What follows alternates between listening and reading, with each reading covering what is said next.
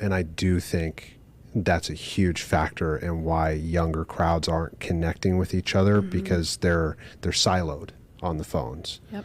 I talk about that with my therapist sometimes, of like, be careful in the ways that you're interacting with people when it's electronics, because all of that communication is happening for you, right? It can become very selfish, very self-seeking, especially in the realms of relationships. You got to have conversations with people and get out there and be a part of a community. Right. And if you live your life in your phone, you're not developing those skills. Yeah. Yeah. Which would take us right into that latter part of adolescence. Absolutely. It's like you're not developing the skills, or maybe having a hard time filling that out. Yeah. Right as you're trying to develop your identity. Yeah. And a lot of anxiety around that.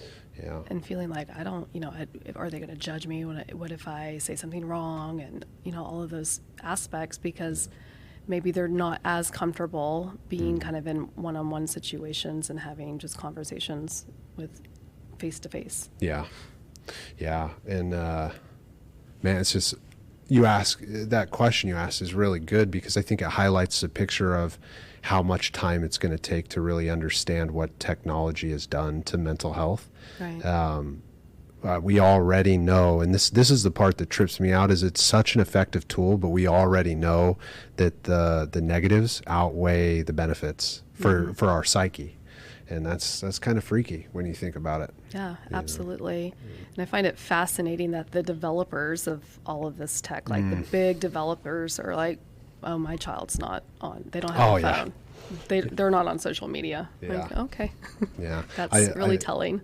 I know a lot of parents who, because of those things, like the developers of these apps aren't even letting their own kids use phones, that was the information they needed to take their kids off of it. And like you were saying earlier, it's like, try to delay it as long as possible, no matter how unrealistic it is. And we had an occupational therapist on here weeks ago. Her name's Veena Raj, and I wish I could remember the name of the phones that they have, but they look like smartphones, but they're not. Yeah. And I just thought that was such a brilliant idea, because then they don't have to be at school feeling like they're left out or that kind of stuff. Yeah, absolutely.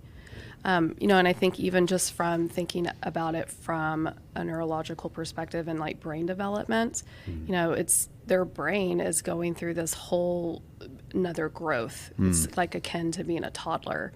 And so, your brain's going in and it's pruning itself, and it's like cutting out all of these neural networks that aren't being used and really building up the ones that are being used. So if you're spending so much time on social media, so much time playing video games, like that's the neural network that's getting really well built. Yeah. And maybe the one for like reading or playing the piano or something else that maybe you did in the past, but you're not doing so much anymore, that's kind of being pruned away. And so, I'm very interested to see, like you were saying, like 10 years from now, when we have all these adolescents who are now adults who have spent a lot of time in their adolescent brain development phase of getting really strong neural networks around being on the phone. Yeah. Yeah, I saw a video right as I'm scrolling through social media mindlessly in my own spare time. I saw a video where it was a kid, he was like playing a video game, had his phone on it, and he's like scrolling, and then he's got like music over here where it's like a tablet, and he's like scrolling like that to choose, and I'm just like, my goodness, it's just in your face. Yeah. Yeah. I feel like it's going to like give everybody like ADHD. Like everyone's going to have an attention deficit disorder. Yeah. I don't know how you feel on kind of like the pushes over the years with that diagnosis, but it's interesting because it's almost like the framework was set.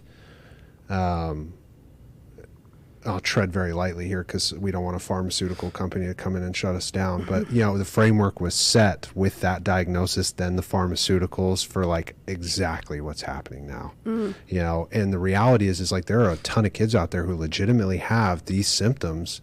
And then those who like something else is happening. Yeah. Like when you were saying like the pruning of the things that are going to make them like autonomous individuals with agency and adulthood are being like pruned away, and this like marching towards like I can't pay attention to anything is like being built. Yeah. And then it's being medicated. And I won't go, I don't have like too strong of an opinion on those things. That's just more of like an observation from a therapist that you can take it or leave it. But I'm curious how you feel on some of those kind of things, and not maybe so much an opinion, but just like, I mean, if you have one, I'd love to hear it, but how you feel seeing those things because you work with adolescents.